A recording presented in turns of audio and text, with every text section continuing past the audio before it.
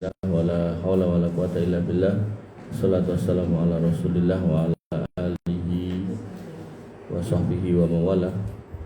Rabbi shrah li sadri wa yassir li amri wa hlul 'uqdatam min lisani yafqahu qawli. Ibu-ibu yang dirahmati Allah, alhamdulillah kita masih bisa diizinkan oleh Allah Subhanahu wa taala untuk berjumpa dalam majelis kita ini, yang mana khususon mengingatkan kita akan kematian, yang tentu ini adalah bagian dari rangkaian seorang muslim yang cerdas, karena Nabi SAW pernah ditanya, ayyul mu'minina aqyas, orang cerdas seperti apa orang beriman yang cerdas itu. Kemudian Nabi SAW mengatakan, bersabda, alladzi aksaruhum lil mauti dzikran, orang yang banyak mengingat mati, tapi gak cuma mengingat tok, dia kemudian bertindak, yaitu apa? Summa ba'dahu istidadan, kemudian setelahnya bersiap-siap. Sehingga ibu-ibu yang dirahmati oleh Allah Subhanahu wa taala, ketika kita hidup di dunia, kita harus cerdas. Kalau dalam ilmu bisnis itu, cerdas itu mengumpulkan orang-orang pintar untuk bekerja pada kita. Dan kemarin saya ketemu pengusaha Alkes itu, dia bilang sama saya, anak saya 6 mas gitu. Terus kalau gak keterima di sekolah negeri, tak suruh sekolah di UT. Kemudian itu kayak sekolah ke UT, kata dia, nah ngapain sekolah di swasta mahal-mahal. Wong yang penting itu bukan dia, penting itu kan bukan apa namanya, bukan kampusnya, tapi bagaimana kemudian dia setelah lulus. Dan kalau kita soal kuliah pun kita juga gak harus pinter-pinter banget kok. Karena kita kalau mau bikin bisnis apapun, tinggal nyari aja orang-orang pintar suruh kerja buat kita. Itu terucap oleh orang-orang yang bisnismen. Maka sebagai seorang muslim, ya, Nabi sudah mengabarkan tentang cerdasnya seorang muslim itu yang selalu ingat mati dan kemudian bersiap-siap. Dan kemudian persiapannya juga harus persiapan yang cerdas. Sebagai contoh misal Ramadan gitu kan, dengan puasa sendiri setiap hari 30 hari, maka pahalanya dengan cuma 30 hari. Lalu dengan memberikan buka puasa 30 orang, maka jenengan dapat pahala puasa 30 hari. Seolah-olah umur jenengan ketambahan setahun. Nah, jenengan ngasih buka puasa 300, ya berarti jenengan mendapatkan pahala 300 orang atau 300 hari. Ya, seolah-olah umur jenengan ketambahan 10 tahun. Nah, monggo jenengan mau nyeting, mau nambahi berapa umur jenengan. Jadi ada kalanya ya, dalam beramal itu juga harus punya strategi sebagaimana dalam bisnis. Ya, jadi jangan sampai urusan dunia hebat tapi urusan akhirat malah nggak punya trik. Ya. Karena Nabi mengatakan hasanatan wala wa ajruha wa ajru man amila biha. Siapa yang memberikan contoh atau mempelopori kebaikan, maka dia akan mendapatkan kebaikan yang didapatkan oleh semua yang melakukan kebaikan atas apa yang sudah dipelopori itu. Ya. Ibu dirahmati oleh Allah Subhanahu wa taala. Kembali ke tema kita sudah melewati bab 1. Di mana bab 1 kemarin ya, di situ disebutkan tentang larangan menginginkan mati dan berdoa memintanya. Sebab bencana yang menimpa harta maupun tubuh. Jadi seorang muslim itu wajib bersabar, karena memang hidup di dunia niku isine nggih namung niku, nek enggak sedih yo seneng, nek enggak luwe yo marek, nek enggak mumet yo tenang gitu kan, nek enggak happy yo susah gitu kan. Pokoknya itu isinya. Nah, dan nanti di akhirat itu akan hilang semua, tinggal yang baiknya saja. Nah, Ramilo dalam Al-Imran 17 disebutkan sifat penghuni surga yang ada di dunia, dan itu mudah-mudahan jenengan itu ada 5 sifat. Yang pertama adalah as-sabirin, orang-orang yang sabar. Jika jenengan nek ngersake mlebu surga, sementara jenengan saat ini kita dunia, ya kudu sabar.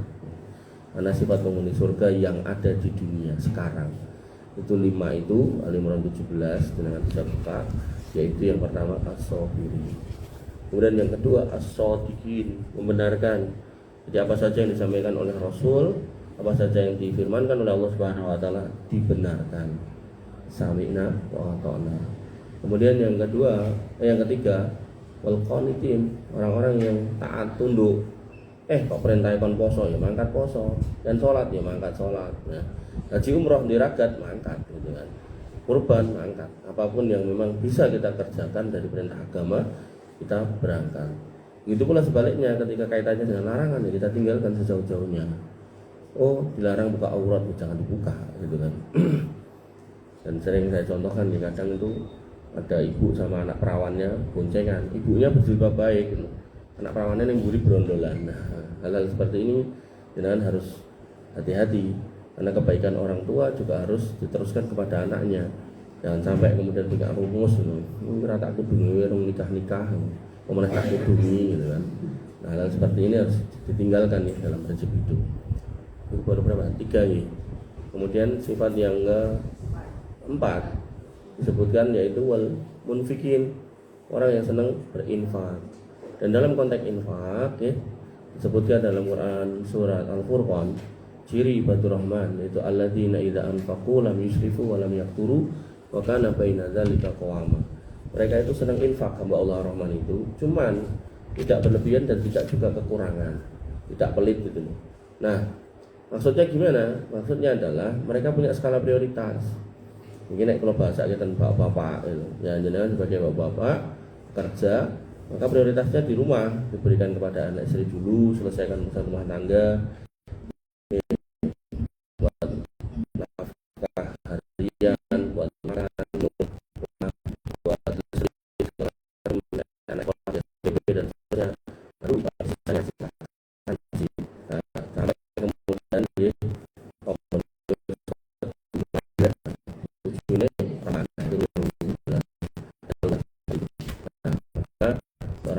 harus tidak satu belum mau nulung tapi ampun kemudian anaknya malah kaliran ya juga nggak benar juga. Nah kemudian dia juga walam yakturu, tidak pelit. Saya pernah ketemu pamer sama saya, atas saya 17 miliar loh mas gini. Tapi begitu ketemu tukang parkir gitu kan, zaman parkir itu terus 500 duit 1000 ngoten tukang parkirnya dendani nyusuki 500 gitu. Kalau ke jenengan 500 ini jenengan kayak niku tukang parkirnya ra bakal sugih, jenengan yo ora dadi kere gitu. Dia jawab gitu kan. Aku dari sak itu nek kurang 500 ora sido sak itu Mas. Oh nggih. Wangel memang. Makanya melatih menjadi orang yang munfikin itu bukan perkara mudah. Makanya untung jenengan misal saat ini gak punya duitnya mung 10.000 jenengan masih mau infak 2.000 niku alhamdulillah gitu. Karena nek jenengan mboten telateni, mungkin nek di 10 juta ya paling infaknya ya 2.000 gitu. Padahal sebenarnya 2.000 diinfakkan oleh orang yang punya 10.000 itu pahalanya lebih besar daripada orang yang punya 10 juta tapi infaknya ya 2.000. Kenapa? Bu, persentase artinya ketika orang itu sudah berlatih sejak nggak punya, mau mengeluarkan 2.000 nanti dia nambah 100.000, dia keluarnya nggak 2.000, mungkin 5.000, 10.000 atau 20.000. Begitu dia punya 1 juta, ya mungkin dia akan keluar lebih banyak itu 100.000, 200.000. Nggak terus istiqomah 2.000 terus itu. Makanya infaknya orang miskin itu terkadang itu pahalanya lebih baik daripada orang kaya. Dengan catatan tadi dulu. Tapi nek wong kayane jor-joran kata Utsman bin Affan nggih, insyaallah niku nggih beda kelasnya nggih. Nah, kemudian yang terakhir wal mustaghfirina bil ashar. Mereka punya kesenangan nama istighfar pada waktu sahur. Jika jenengan niku nek sahur niku bar sahur niku ya nek mboten ana kesibukan, saya ditunda mawon agak siang saya ya toh. Jenengan gelar sajadah banyak-banyak istighfar. Karena waktu sahur itu waktu yang istimewa. Saking istimewa sampai dikatakan Nabi sallallahu alaihi wasallam yanzilu rabbuna tabaraka wa taala hina sulusul lail al akhir. Bahwasanya Nabi Allah Subhanahu wa taala itu turun ke langit dunia pada sepertiga malam yang terakhir. Wa yaqul, dan berkata, wa yad'uni fa astajibalah. Siapa yang berdoa tak jawab, tak ijabahi. Wa man yas'alni fa utiyalah. Siapa yang minta tak kasih. Wa may yastaghfiruni fa astaghfirullah. Siapa yang minta ampun tak ampunkan. Dan itu ketika Allah turun ke langit dunia diiringi dengan malaikat. Cuma nek malaikat bablas sampai ke bumi terus disaksikan sama makhluk Allah yang bernama ayam. Ayam ketika melihat malaikat maka mereka berkokok. Sehingga Nabi SAW memerintahkan, nek kamu mendengar ayam berkokok, mintalah rahmat Allah. Sebaliknya ketika setan itu mubal, dilihat makhluk Allah yang bernama anjing, keledai. Ketika anjing itu jegok, nek keledai apa Bu? Nyirik. Nggih niku lah pokoknya. Keledai ngoten niku, maka jenengan diminta untuk berlindung dari syaitan. Kalimat piye Mas? A'udzubillahi minasyaitonir rajim niku. Nggih. Namila ibu ada rahmatullah Allah Subhanahu wa taala. Wong ngaji niku enak, dadi nek gathuk dalile ini. Oh iya. Lihat fenomena itu mboten geger ngono. Wong nek ono kirek jegok ngono, nek maling gitu. Ya sok ya maling bener, tapi nek ra ketok apa ya terus kudu maling gitu. Setan niku wau. Nah, kita masuk bab 2. Kapan boleh menginginkan mati dan berdoa meminta mati? Saya mau jujur dah jam 8:04 ya. Kenapa ingin mati? Jadi beliau mencoba untuk menyatakan boleh sebenarnya minta mati itu boleh. Nah, kapan ya? Menginginkan mati dan berdoa supaya mati dibolehkan apabila alasannya adalah khawatir kehilangan agama. Jadi bab 1 itu melarang kalau urusannya dunia, harta. Tapi kalau kemudian yang kedua ini dibolehkan ketika konteksnya adalah agama. Termasuk dalam bab 1 niku enggak cuma harta ya, urusan dunia niku ya urusan hati, mata hati. Nah, maka enggak boleh minta mati. Enggak boleh minta mati. Misal ngapunten nggih, kabari garwane kawin meneh, paten aku ae Mas. Alah gitu. Oke, ampun nggih gitu. Dan ya kadang tuh ya saya mengkritisi sebagian laki-laki yang kawin lagi gitu loh. Mereka itu kadang-kadang gitu kan. Itu buat ini introspeksi saya juga sih. Ada saya punya teman itu kawin lagi, bojone nganti geger ya. Wah. Terus kalau tanya sama teman saya. Teman saya itu tekok sama saya itu bukan untuk mencari tahu hukum, tapi mencari pembenaran. Pengen supaya saya membenarkan perbuatannya dan kemudian menyampaikan ke istrinya, nah itu baik gitu kan. Ya nek memang baik ya saya akan katakan baik. Saya cuma mau nanya gini sama dia. Saiki pertanyaanku 2. Kamu di mana? Istrimu pertama di mana? Aku di Bekasi. Istriku kedua, istriku ini istri pertama. Itu di Karawang. Karawang apa Panang? Pokoknya luar kota. Oke, berarti berjarak ya. Terus kamu ketemunya kapan? Ketemuku nih cuma Sabtu sama Ahad. Oke. Terus kamu nikah lagi yang kedua ini istrinya di mana? Di Bekasi. Oh. Terus untuk jum-juman dinone piye? Ya Senin nganti Jumat aku karo sing kedua, nah Sabtu karo Minggu karo sing pertama lho. Lho di situ gak adil lho kowe aku ngene. Kuwi salah lho aku ngene. Lho piye terus aku yo kerja. Lah iya, kowe nek arep poligami ya kudu sing adil. Kuwi mau wis ra adil lah gitu kan. Nah, terus saiki tak ada kok meneh gitu kan. Gajimu piro? Mang yuto. Oke. Mang yuto mbokeke bojo sing pertama waktu rung nikah. Oh. Saiki nek nikah neh. Kuwi berarti ndek mang yuto neh gitu. Ya ora mang yuto kuwi tak dum. Oh ya kuwi ya ora cetha gitu kan. Nah, makanya tadi itu loh. Yo ini nek ngomong ke wong lanang ya ada sisi pengen itu mesti ada pasti. Tapi ya itu tadi sisi mampu itu loh. Mengakui ketidakmampuan itu atau berusaha untuk mampu itu yang jarang terjadi. Rata-rata nggih, sing penting digasih gitu kan. Nah, ada sebagian ngapunten nggih dengan wanita yang kemudian mudah sekali dalam menerima semua itu. Artinya kalau misal ngapunten panjenengan ini menjadi orang kedua dalam rumah tangga seseorang laki-laki, maka jenengan juga punya tugas untuk mengingatkan pentingnya berlaku adil. Jadi jangan mung pokoknya, nek mung pokoknya angel niku. Dereng dangu enten ustaz niku nikah. Bojone sing pertama niku nanti kaya wong sutris ngoten niku. Nah, kula ketak panggih kalih putrane tekoki. Bapakmu marani sing pertama kae dina apa? Senin, Selasa, Rabu. Terus yang kedua Kamis, Jumat, Sabtu, Ahad. Telu karo papat. Nggih. Kuwi wis beda lho. Kudune ra ngono rumuse. Lah pripun? Rumusnya kudune ya telu karo telu, Senin, Selasa, Rabu, Kamis, Jumat, Setu, gitu. Nah, sesuke Ahad, Senin, Selasa, wonten. Tapi nek diplot dinone harine itu enggak bakal adil gitu. Wonten. Ya, jadi itu contoh sederhana bagaimana kemudian adil itu harus bisa berjalan dengan baik. Nah, kenapa ingin mati? Nah, boleh kalau menurut Imam Al-Qurtubi ini kalau terkait dengan khawatir kehilangan agama. Dalam hal ini Allah Subhanahu wa taala berfirman menceritakan perkataan Nabi Yusuf alaihissalam, "Tawafani musliman wa alhiqni bis-sholihin." Wafatkanlah aku dalam keadaan Islam dan gabungkanlah aku dengan orang-orang soleh. Ini menurut Imam Qurtubi menjadi dalil bolehnya minta mati, tapi dengan syarat karena ada khawatiran kehilangan agama. Dan minta itu juga langsung mengerjai pula, ya Allah mboten nggih. Ini bahasanya masih bahasa umum nggih. Wafatkan saya di atas keislaman dan gabungkan saya bersama dengan orang-orang soleh. Ini kan kalimat umum gitu.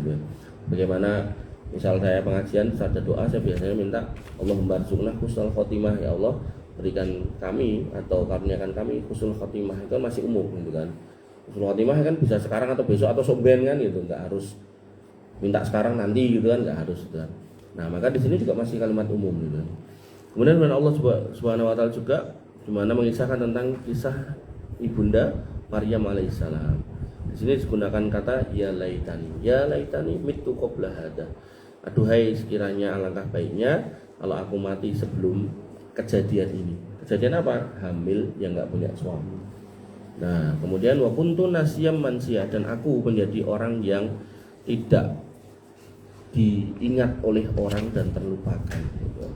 Nah, di sini pakai kata ya laitani. Laitani itu pengharapan yang nggak akan dilakukan, nggak mungkin dilakukan. Nanti beda dengan la'alla, beda. Nanti orang kafir juga akan mengatakan ya laitani kuntu turaba. Duh sekiranya aku jadi tanah. Ning ora mungkin gitu loh. Jadi pengandaian tapi yang nggak mungkin itu laitani. Tapi kalau la'alla niku pengandaian, keinginan untuk melakukan sesuatu, pengandaian, dan itu sangat mungkin untuk dilakukan gitu kan. Nah, makanya di sini ketika beliau menggunakan kata laitani, ini kok dia nggak kemudian dalam posisi pengen bunuh diri, ngoten mboten. Nanti ada sebagian wanita niku tadi urusan poligami tadi itu, wah gitu berarti untuk kalau mati dan lagi mboten gitu. Dan diriwayatkan dari Malik, dari Abu Zinad, dari Al-A'raj, dari Abu Hurairah, Nabi SAW bersabda, la taqumu sa'ah hatta yamurru rajulu bi qabril rajuli fayaqulu ya laitani lagi. Ya laitani makanahu. Kiamat gak akan terjadi sampai ada seorang laki-laki yang dia berada di sisi kuburan seseorang dan dia membatin gitu. Duh sekiranya aku dadi kowe gitu kan.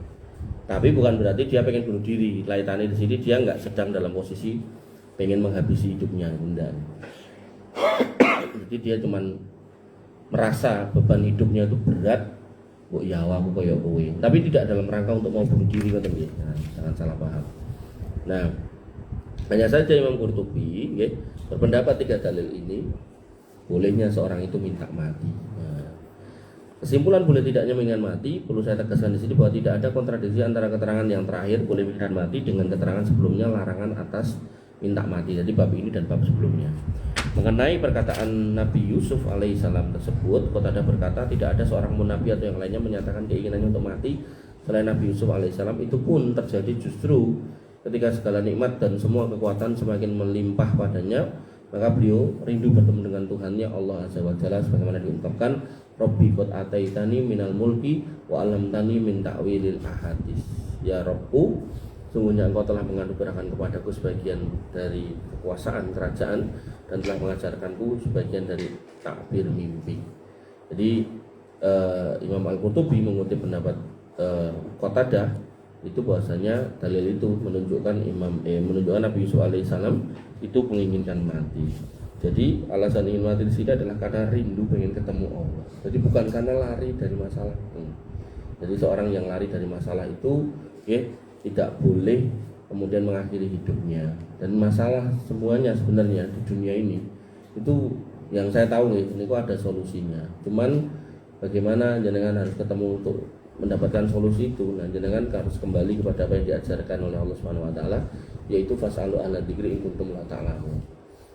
Bertanyalah pada ahli ilmu kalau kamu enggak tahu.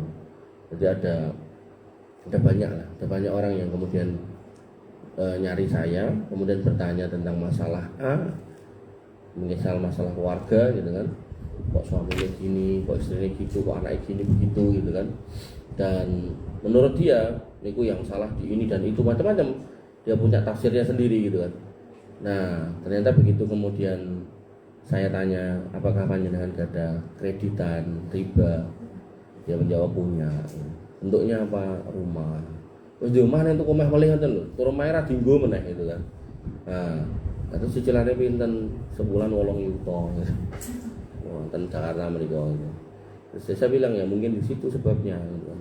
Sehingga kadang itu masalah itu nih.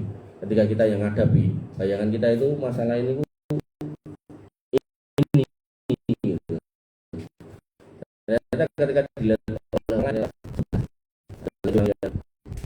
punya masalah itu agak nyaman, nggak tenang, terus adanya itu sumpek nyel gitu kan.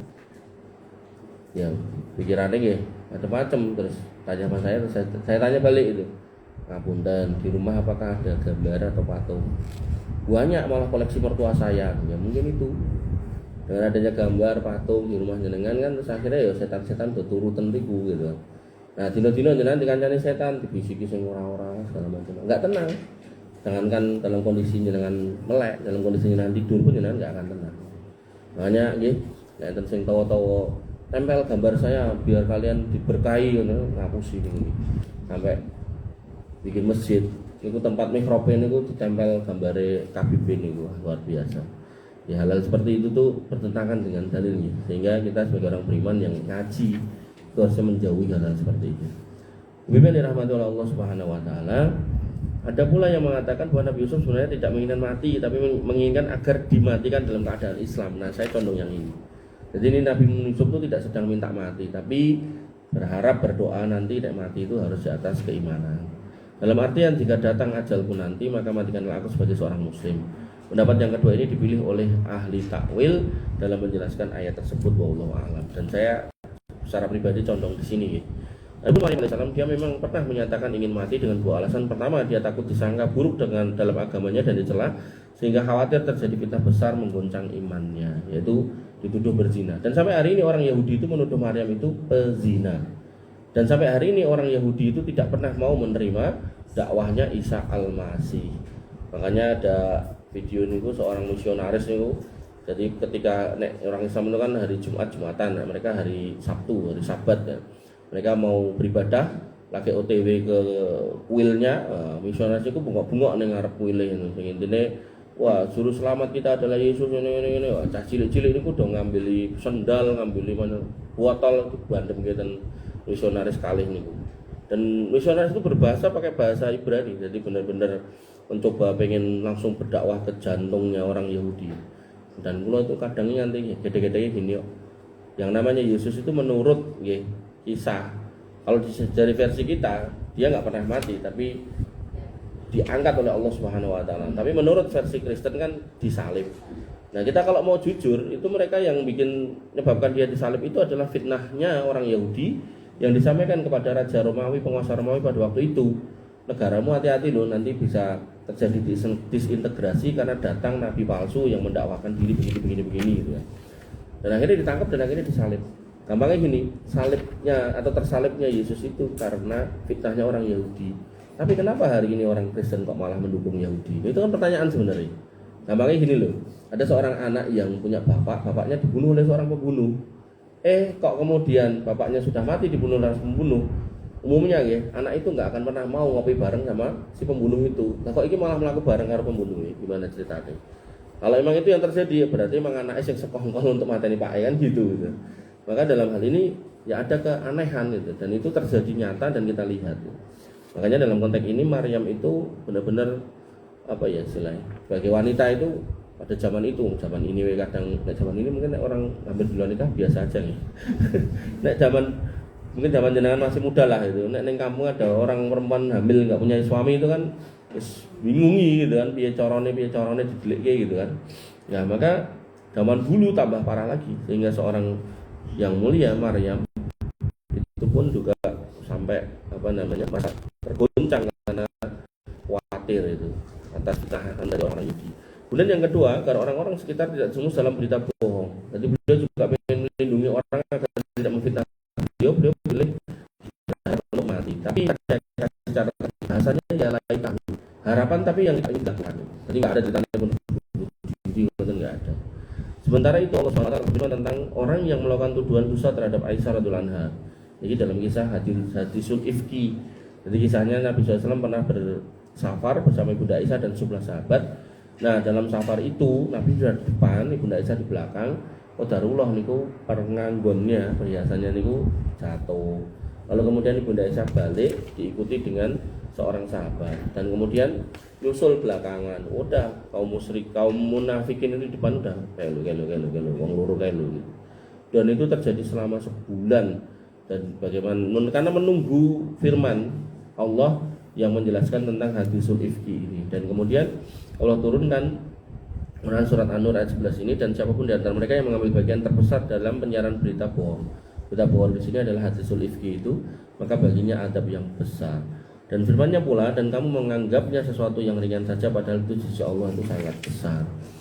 Terdapat perbedaan pendapat di kalangan ulama tentang hakikat Maryam. Apakah dia seorang siddiqah, orang yang benar-benar jujur dalam keimanan berdasarkan firman Allah Subhanahu wa taala, wa ummuhu siddiqah, dan ibunya adalah seorang yang siddiqah, ataukah dia seorang nabi wanita berdasarkan firman Allah Subhanahu wa taala, lalu kami mengutus roh malaikat kami kepadanya, dan firman-Nya wa idh qalatil malaikatu ya Maryam innallaha astafaki. Dan ingatlah ketika malaikat Jibril berkata, hai Maryam, sesungguhnya Allah telah memilih kamu. Oleh karena itu mengada-ngada kedustaan dan menuduh Maryam secara palsu adalah lebih besar dan lebih berat dosanya dan benar-benar merupakan kebinasaan. Ini gampang ya. Jadi di sini disebutkan apakah dia seorang siddiqah, apakah seorang rasul, maka jelas bukan rasul, karena rasul nggak pernah perempuan, gitu ya. Maka ketika dipilih di sini, maka dipilih sebagai seorang siddiqah.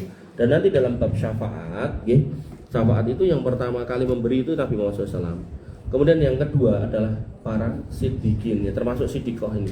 Artinya orang-orang yang kemudian terpilih untuk selalu membenarkan agama ini. Dan kemudian setelahnya yang ketiga itu para nabi, para nabi selain Nabi Muhammad. Kemudian yang keempat itu adalah para syuhada. Kemudian yang kelima para solihin. Nah, ketika para ini sudah memberikan syafaat, tentu syafaat ini diberikan atas izin Allah Subhanahu wa taala, ya. Maka yang terakhir yang memberikan syafaat itu adalah Allah Subhanahu wa taala. Dan kalau sudah Allah yang memberikan, maka ini syafaat terakhir yang akan menghabiskan neraka di sini, dikuras semua dari apa? Dari orang yang masih punya iman. Nah, cuman kan jedanya dari syafaat Nabi ke syafaat siddiqin dan siddiqah ini, kemudian jedanya ke syafaat para nabi, para syuhada dan para solihin ini kan berapa hari, berapa tahun kita nggak tahu. Pramila, harapan terbaik tentu mendapatkan syafaat Nabi SAW. Jangan kemudian, kok tiga syafaat Allah terakhir rapopo. Nek rapopo, nek misal jarak ini sedino, berarti kan 5 dino. Nek sedino ten iku 1000 tahun ten iki, dingko-engko ning akhirat 500 tahun. Kok 500? 5 1000 tahun ini kan. Ya rekoso to, Bu. Nah, makanya jangan pernah berharap yang paling jelek. Makanya Nabi SAW mengatakan, ketika kamu harus minta surga, mintalah surga tertinggi, yaitu Firdaus. Cara mungkin nyuwune Firdaus meleset sithik kan ngisore Firdaus kan mboten napa wonten lho. Tapi nek ya Allah kula nyuwun surga ten empere ya ora apa-apa gitu kan. Padahal surga niku mboten enten empere. Empere langsung mlebu lho, buka pintu langsung ten jero niku kan. Dan di dalamnya niku enten sebuah kemah. Jadi surga niku luasnya seluas langit dan bumi, ombo banget. Dengan nanti diciptakan lagi dengan ukuran 60 hasta. Nah, satu hasta niku sekitar 60 cm, 60 cm dikali 60. Dengan mungkin dhuwurnya itu 36 meter. Nah, omahnya terus sepiro. Nah, di dalam surga itu ada sebuah kemah. Jadi coro lapangan bola. Dengan nek kemah kan akeh kemahe. Dan ini salah satu kemahnya. Niku bentuknya itu mutiara niku, bunder niku. Dengan tinggi 60 mil. Nah, sak mil niku pinten, Bu? 1,3 kilo. Nah, 1,3 kilo ping swidak. Nah, pinten niku? Anggap aja swidak 1 kali 6 ya kan 60 kilo. Tingginya 60 kilo. 60 kilo niku nek sini sampai mana? Jogja. Tinggine, kiri kanane. Niku lagi sak kemah lho, Bu. Niku kemah liyane ya.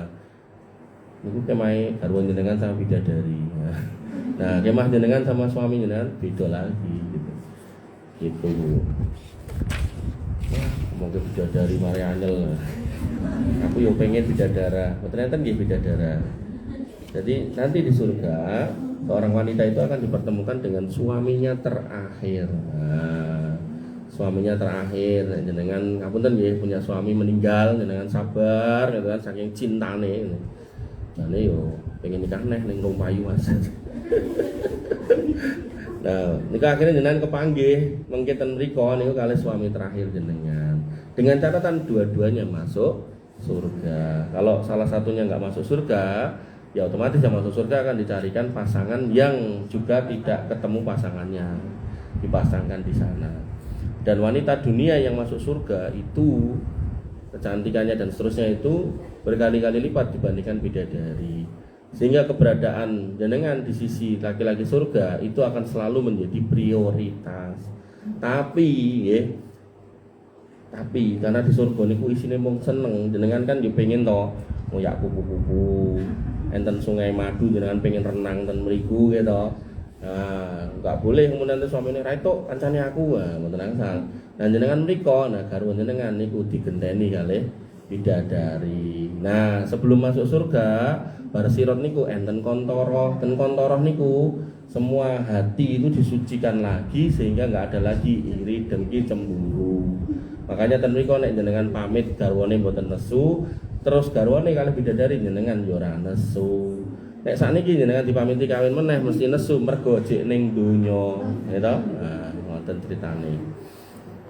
Ngoten, napa melih parah melih ngapunten piye jaler niku ten surga niku urusan ngoten niku dikalikan 100 sedangkan jenengan mboten. Nah, nek ning donya enggak dikalikan 100 saja kadang jenengan semayani gitu kan. Nah, ning akhirat dipengke 100. Jenengan mungkin yo nek aku kon lajene terus yo wegah. Nah, aku pengen ngepek iki ngepek kae gitu kan. Nah, akhirnya nggih jenengan lampah mriku garwane kalih bidadari. Niki nek tak critake sakniki jenengan gregeten ya, berarti niki jenengan tesih gesang, nah, dereng pecah. Ya toh? Gesang itu hidup. Oh iya toh. Ada yang bukan orang Jawa, jenengan? Orang mana? Oh, orang Aceh. Iya. Ya siap. Hidup. Ya, gesang itu hidup. Oh, gitu. Ada lagi yang bukan orang Jawa? Langsung dituding. Orang mana, Bu? Oh, orang Bugis. Iya. Iya. Siap. Orang Makassar, orang Aceh. Yang orang-orang kan sawah ada.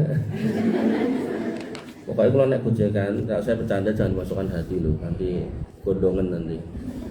Sampai mana tadi? Ya? Jadi ngoten nggih, jadi nggak ada nabi atau rasul wanita. Satu-satunya yang ada di Indonesia. Di Indonesia namanya Lia Edan itu. Udah mati orangnya itu. Berdasarkan uraian tentang dua makna takwil di atas, maka bisa disimpulkan bahwa menginginkan mati bagi Maryam adalah kondisi seperti itu adalah boleh. Nah, ini kesimpulan ini yang saya sadari kurang cocok. Kenapa? Karena bunyi ayatnya itu ya laitani gitu. Ya laitani gitu. Dan laitani ini sekali lagi itu harapan yang dia gak akan melakukan gitu. Jadi pengharapan tapi dia juga kemudian gak terus menyegerakan harus gimana gitu loh. Gitu ya. Ini bukan berarti saya kemaki ke bahasa Indonesia nih. Mungkin kan Imam Qurtubi masa mau bantah gitu. Ya namanya ulama, Bu. Ulama itu bisa benar bisa salah, gitu. Sehingga nggak selalu nih kita apa yang dikatakan seorang ulama itu kita harus ikuti plek-plekan gitu enggak. Jadi harus kita pertimbangkan juga. Nah, dari sisi yang saya lihat tadi ya, itu Ibunda Maryam itu menggunakan kata ya laitani. Ya laitani itu harapan yang tidak akan dilakukan. Adapun hadis Abu Hurairah tentang menginginkan mati bagi orang yang melewati kubur dengan pembahasan sebelumnya adalah merupakan berita bahwa hal itu terjadi lantaran dasarnya bencana yang menimpa masyarakat, kerusakan yang menimpa agamanya, sementara dia sendiri tidak berdaya menghadapinya dan khawatir agama dia sendiri akan berganti. Jadi bukan karena bencana yang menimpa tubuhnya atau yang lain seperti hilangnya harta dan semua itu bisa mengurangi dosa-dosanya. Dan tadi kalimatnya juga sama menggunakan kata ya laitaini makanahu. Itu sekiranya aku jadi orang yang meninggal itu. Tapi kan ya laitani gitu. Orang kafir juga nanti mengatakan ya laitani kuntu turaba. Duh sekiranya aku menjadi tanah. Padahal nggak mungkin. Kenapa dia mengatakan gitu? Karena nanti ada binatang-binatang yang dulu menanduk temannya itu diciptakan ulang dan kemudian diminta untuk balas. Begitu sudah terbalas, keadilan sudah ditegakkan, maka binatang-binatang itu dijadikan debu. Nah orang kafir melihat itu ya laitani kuntu turaba. Duh sekiranya aku jadi kayak gitu, jadi debu. Jadi nggak perlu berhadapan dengan neraka, tapi nggak mungkin ya itu loh. Itu. Jadi ya laitani niku ten niku di situ itu. Nah, luput nih bahasa Jawa nih. Pemahaman seperti ini dapat dijelaskan lagi oleh riwayat lain, di antaranya doa Nabi SAW, Allahumma inni as'aluka fi'lal khairat wa tarkil munkarat wa hubbil masakin wa idza aradta wa yurwa adarta finnas fitnatan faqbidni ilaika ghairu maftun. Ini sebuah doa ya Allah, sungguhnya aku mohon kepadamu agar mampu melakukan kebaikan-kebaikan, meninggalkan segala kemungkaran, dan mencintai hubbil masyakin, orang-orang miskin. Dan jika engkau menghendaki, maka engkau mengedarkan atau memberikan bencana di tengah manusia, maka cabutlah nyawaku dalam keadaan tidak terkena bencana. Ini juga dengan ucapkan ketika apa nih ada pemakaman itu loh. Kemudian dengan sholat jenazah, Allahumma firlahu warhamhu wa'afi wa'fu anhu. Itu ada sebagian kita fikih itu pada rakaat yang keempat setelah takbir itu, Allahumma la tahrimna ajrohu wala taftinna ba'dahu. Ya Allah, jangan engkau haramkan aku atas ganjaran kepada orang ini, dan juga jangan engkau berikan aku fitnah setelah kepergian orang ini. Jadi di sini konteksnya tidak minta mati, tapi minta supaya dijauhkan dari fitnah. Makanya Nabi SAW pernah mengatakan badiru bil a'mali sholihah fitanan kakito ilail mudlim. Buru-burulah bersegera beramal yang sholih, karena amal yang sholih itu kalau nggak disegerakan nanti akan datang fitnah yang menerjang seperti potongan malam yang datang. Tadi pagi subuh, tiba-tiba siang, nanti sore, tiba-tiba udah malam. Hatta yusbihu rajulu mu'minan wa yumsi kafiron. Sampai puncaknya orang itu kena fitnah, itu dia itu sampai stres, dan tingkat stresnya itu akhirnya membuat dia yang tadi pagi ketemu masih seorang beriman, malamnya atau sorenya sudah ganti agama. Dan hari ini banyak orang yang seperti itu, prakudungan terus ngomong, saya ini seorang hafidoh loh, kan ngoten niku. Nah, menceritakan gini dan seterusnya. Nah, itulah orang-orang yang terfitnah. Hal serupa juga diucapkan oleh Sayyidina Umar dalam doanya, ya Allah kuatkan aku, kekuatanku benar-benar sudah lemah, usiaku sudah tua, sedangkan rakyatku sudah tersebar kemana-mana, maka cabutlah nyawaku dalam keadaan tidak menyia-nyiakan atau melalaikan kewajiban. Jadi ini tidak meminta matinya ya, tapi lebih kepada kalaupun aku harus mati, maka mati dalam keadaan tidak menyia-nyiakan atau melalaikan kewajiban. Maka tidak lebih dari sebulan sejak doa itu dipanjatkan, maka Umar pun radhiyallahu an meninggal dunia, semoga Allah senantiasa merahmatinya. Kemudian Abu Umar bin Abdul Bar dalam At-Tamhid wa Al-Istidhkar menyebutkan cerita Zadan Abu Umar dari Alim Al-Kindi. Dia berkata bahwa saya pernah duduk bersama dengan Abu Abbas Al-Ghifari di atas loteng, maka terlihat olehnya orang-orang menderita dan mati karena suatu wabah. Tiba-tiba dia berkata, wahai wabah, ambillah aku kepadamu. Dan dia katakan 3 kali. Kemudian Alim berkatanya, kenapa kamu berkata seperti itu? Bukankah Rasulullah SAW telah bersabda, jangan sekali-kali seorang di antara kamu menginginkan mati, karena ketika itu terputuslah amalnya dan tidak dikembalikan lagi umurnya untuk minta keridhaan atau taubat. Maka jawab Abu Abbas, aku mendengar sabda Nabi SAW, badiru bil mauti sitan. Nah, segeralah minta kematian jika telah terjadi 6 perkara. Jadi akhirnya gini, kalau jenengan memang pada akhirnya pengen minta mati, maka pastikan permintaannya itu adalah di atas keimanan dan di atas keislaman.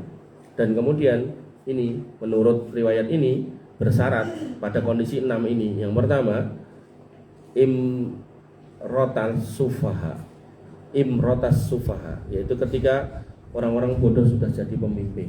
Nah, jenengan silakan ngecek saat ini sudah terjadi apa belum, gitu kan. Nah, kemudian wakasrotas syarti, dan banyaknya tanda-tanda kiamat. Tanda kiamat macam-macam ya. Misal banyaknya laki-laki yang jadi perempuan, perempuan yang jadi laki-laki, atau misal banyaknya perzinahan, banyaknya khamr yang diminum dengan berbagai macam nama. Zaman dulu ya mau khamr gitu aja, saat ini kan macam-macam mereknya. Kemudian Nabi mengatakan lagi, kalau jadi lali ya, lataku musa'ah, tidak terjadi kiamat hatta yatatawaluna fil bunyan, sampai penduduk di atas gunung itu berlomba-lomba bangun bangunan yang tinggi. Nah, sekarang terjadi ya. Nah maka kalau itu semua sudah terlihat, nah mintalah mati itu boleh. Tapi sekali lagi mati yang di atas keimanan ya, bukan sekedar minta mati. Kemudian wabai al hukmi, dan hukum yang dijual belikan. Penenten dereng. Hanya sampai ada makelar itu ngomai makelar hukum niku ten rumah ini sampai ditemukan duit hampir 1 triliun. Niku nek 2% 1 triliun, nah 98% ini berapa ribu triliun gitu kan, atau berapa ratus triliun gitu. Banyak banget. Kemudian disebutkan lagi di sini wastighfafan bidami, dan pembunuhan yang dianggap remeh. Nah di TV ini ganti channel pembunuhan, ganti lagi channel pembunuhan, ngoten toh. Dan pembunuhan itu saat ini wis mengerikan, jadi nggak cuma laki-laki kepada laki-laki, ada yang istri kepada suaminya, bahkan parah lagi yang paling parah nih anak kepada ibunya. Dileke jangan pulang malam malah buat dipateni. Nah, di Bogor masih keprok pakai tabung 3 kilo, luar biasa, mengerikan pokoknya. Kemudian waqati antar rahim, dan silaturahmi yang diputus. Niki banyak anak yang nggak pengen kenal mbok atau kemudian kakak yang nggak pengen tahu adiknya. Padahal kadang ya dalam kondisi tertentu seorang kakak itu harus bertanggung jawab tentang adiknya sampai jadi perawan tua, kakaknya nggak peduli. Nah itu hal-hal seperti ini kita lihat ya hari ini. Kemudian wanas'an, dan kemudian wanas'an yattahidun al-Qur'an mazamiro yuqaddimunahu rajul liyughannihim bil Qur'an. Dan generasi yang menjadikan Quran sebagai nyanyian, mereka menyuruh seorang tampil menyanyikan Al-Quran, padahal wa ingkana aqalluhum fikhan, padahal dia paling sedikit pengetahuan agamanya. Nah ini kita lihat nih bagaimana Quran itu ngapunten nggih dilombakan bagus-bagusan bacaan. Padahal sebenarnya Quran itu fungsinya tidak semata-mata untuk bagus-bagusan bacaan, tapi untuk difahami isinya. Makanya panjenengan patut bersyukur ya, punya majelis atau ada majelis membahas tentang tafsir. Saya kemarin jemput anak saya dari pesantren bareng sama teman saya itu tak provokasi untuk nyekolah ke anaknya di pesantren yang sama dengan anak saya, terus jemputnya bareng gitu kan. Nah ngobrol lah saya sama dia, wah ini Ramadan nih putrane nanti imami di masjid-masjid. Saya bilang enggak boleh gitu. Dia nanya gitu, nah emang kenapa enggak boleh? Saya belum jawab sih, tapi saya sampaikan ini dengan kenapa anak saya enggak boleh, karena ini nih saya khawatir di sini nih. Jadi dia sendiri belum tertata mentalnya dalam artian terkait pergaulannya, akhlaknya dan seterusnya. Sedangkan orang lain sudah melihat sebagai imam masjid gitu kan. Nah, imam masjid kalau teman-teman masjid rokokan gitu kan. Nah, terus piye gitu kan. Akhirnya nanti jamaah melihat itu sebagai tuntunan, contoh gitu kan. Nah, hal-hal seperti ini yang kita saksikan hari ini. Ya, jadi banyak anak-anak muda yang hafal Quran ya, tapi kemudian fikihnya enggak dapat, pemahamannya enggak dapat gitu kan. Tapi kita dudukkan di tempat-tempat yang tinggi semata-mata karena hafalannya. Harusnya ya, ketika panjenengan punya putra yang hafal Quran, panjenengan dorong untuk ambil kuliah tafsir biar dia paham isinya Quran yang dia pahami. Karena nanti akan muncul, kata Nabi SAW itu sufahaul ahlam, anak-anak muda yang pikirannya cetek. Yaqra'un al-Quran la yujawizu taraqiyahum. Baca Quran, tapi Quran itu enggak lewat lebih dari tenggorokannya. Kemudian wa yakhrujuna din kama yakhrujuna as-sahmu minar ramiyah, dan pemahaman agamanya itu melesat seperti melesatnya anak panah kena buruan. Inilah yang kemudian oleh para ulama disebut sebagai al-khawarij. Masih muda tapi kemudian mudah mengkafirkan orang, bahkan mudah membunuh orang. Dan ini bisa bentuknya personal, kelompok orang atau organisasi. Yang pernah saya sampaikan di sini mungkin kalau organisasi ini LDI ini gitu kan. Tapi kalau kemudian personal, nah itu nanti ada orang yang baca website tertentu kemudian mengkafirkan orang. Nah, padahal hafal Quran. Dan itu benar-benar terjadi pada zaman Khalifah Ali bin Abi Thalib. Bagaimana seorang yang hafal Quran, Abdurrahman ibnu Muljam, itu keluar dari Madinah untuk mendakwai orang-orang Khawarij. Begitu sampai sana, ditanggaplah sama orang Khawarij. Ngapain kamu kesini? Aku mau mendakwain kalian biar kalian kembali ke jalan yang benar. Maka dimunculkanlah seorang wanita yang paling cantik di situ dan kemudian dikatakan, udah kamu nggak usah lanjut berdakwah, terus lamaran anakku ini gitu kan. Nah dia pun terus langsung berbelok tujuannya, karena dia merasa hafal Quran terus ning Madinah mungkin ngelamar anak sinten-sinten ditolak gitu kan. Karena mungkin di Madinah isinya orang-orang alim itu. Jadi hafal Quran itu bukan menjadi sesuatu patokan yang gimana-gimana, biasa aja gitu loh. Nah, tapi di orang Khawarij hafal Quran sudah luar biasa gitu kan.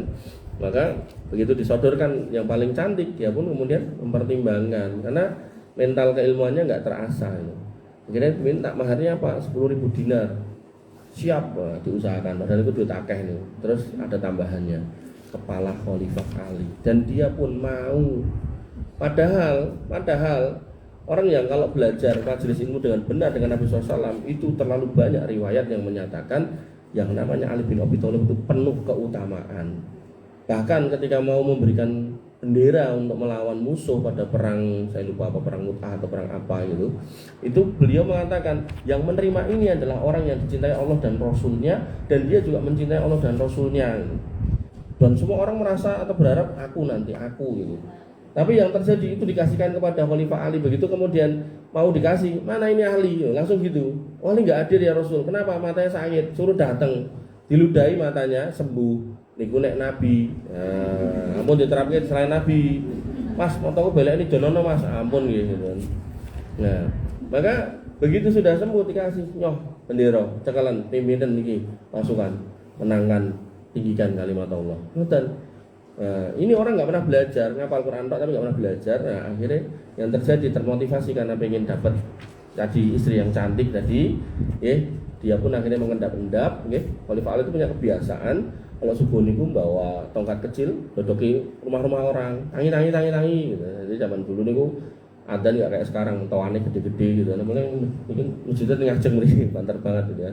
Nah, maka tangi ya. Begitu kemudian lewat satu gang diambus itu namanya, disergap, kemudian dibunuh dan digorok, kepalanya diambil bawa ke hadapan orang-orang Khawarij ditutup nih, dapatlah dia wanita Khawarij yang paling cantik tadi. Bibi yang dirahmati oleh Allah Subhanahu Wa Taala, ini ada 6 hal ini yang mungkin bisa menjadikan keringanan ketika memang harus berharap kematian. Tapi sekali lagi, mati itu bukan hal yang baik. Justru itu hal yang kurang baik ketika itu disegerakan. Sebaiknya apa adanya aja. Yang mungkin saya pernah sampaikan, kisah tentang sahabat yang mulia Thalhah bin Ubaidillah. Beliau punya teman 2. Pernah cerita saya. Nah, punya teman 2, yang satu mati syahid, yang satu mati sakit. Bedanya setahun. Dalam mimpinya Thalhah bin Ubaidillah melihat temannya yang mati sakit itu masuk surga lebih dulu daripada yang mati syahid, setahun. Dan kemudian dia bertanya pada Nabi SAW, ya Rasul, teman saya gini dalam mimpi saya begini. Nah, kemudian Nabi mengatakan, bukankah temanmu yang mati sakit itu dia sudah mendapati Ramadan sekali dan kemudian sudah sholat 6.000-an rakaat. Nah, ini menjadi pertanda ibu-ibu yang dirahmati oleh Allah Subhanahu Wa Taala. Dengan dikasih tambah hidup setahun, dengan ketemu Ramadan sekali dan dengan melakukan sholat 6.000 sekian rakaat.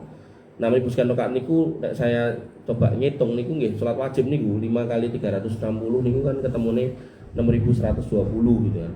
Jadi jenengan cuman salat plus puasa Ramadan itu jenengan bisa masuk surga lebih dulu daripada orang yang mati syahid 1 tahun yang lalu. Kan itu sebuah keistimewaan. Maka bagaimana halnya dengan jenengan ketemune enggak cuman tambah setahun tapi bertahun-tahun jenengan dikasih umur. Nah, makanya tadi di depan tadi dikatakan bagaimana kemudian seorang muslim itu tidak boleh minta mati karena mati itu akan menyebabkan terputusnya amal. Tidak bisa dengan bertambah amal, tidak bisa.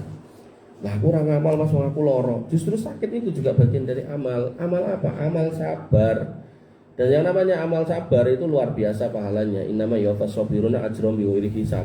Pahalanya itu nggak ada hitungannya. Terserah Allah mau ngasih berapa, terserah Allah, tergantung tingkat kesabaran jenengan gitu kan. Makanya ada sebagian orang salah kaprah nih urusan sabar nih.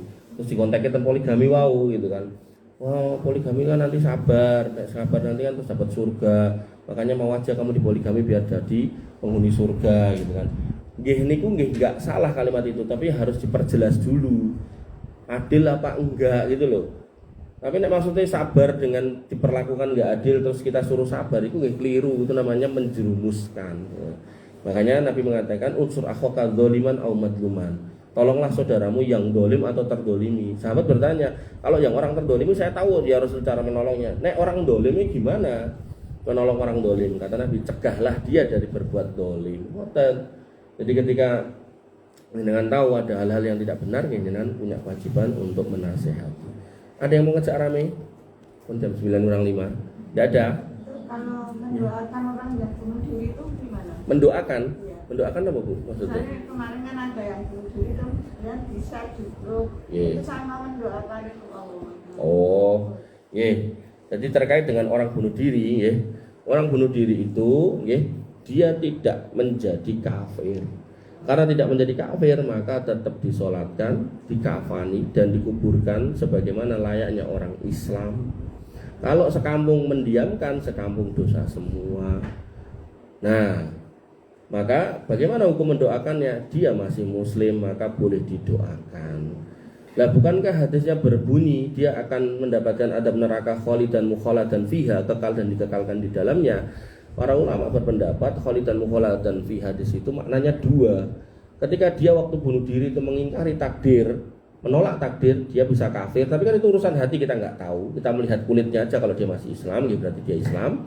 Nah, kemudian yang kedua, ketika dia tidak mengingkari takdir, tapi karena saking sudah suntuknya ngadepi dunia, maka dia akan mendapatkan adab sesuai bagaimana proses dia mati di dunia. Nek gantung diri, nanti di sana dia menggantung dirinya berkali-kali. Begitu hidup digantung meneh, hidup digantung meneh. Nah, khalidan mukhaladan fiha niku maknanya terus menerus sampai nggak tahu ujungnya.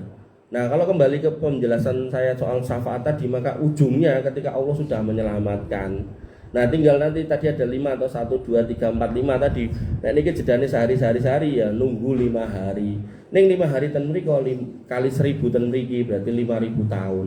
Jadi gantung diri 5000 tahun atau nyoblos awake 5000 tahun lagi mangke terakhir diselamatkan oleh Allah Subhanahu wa taala dengan catatan masih punya iman walaupun kecil, tidak tercampur kesyirikan, tidak tercampur kemunafikan dan tidak tercampur kekufuran. Tidak tercampur kemunafikan itu apa maksudnya? Tidak membenci Islam dan kaum muslimin. Tidak tercampur dengan kemusyrikan maksudnya apa? Tidak menduakan Allah, singkatnya ngoten. Nah, tidak tercampur dengan kufur maksudnya apa? Selama hidup tidak pernah terlibat dengan ibadahnya orang kafir. Islam nih Natalan itu hati-hati, ngoten nggih. Nah, maka Ibu yang dirahmati oleh Allah Subhanahu wa taala, dalam konteks yang jenengan tanyakan, beliau masih berhak untuk didoakan. Wonten malih domblong mawon. Tapi kan pernah ada Umar pas apa ya?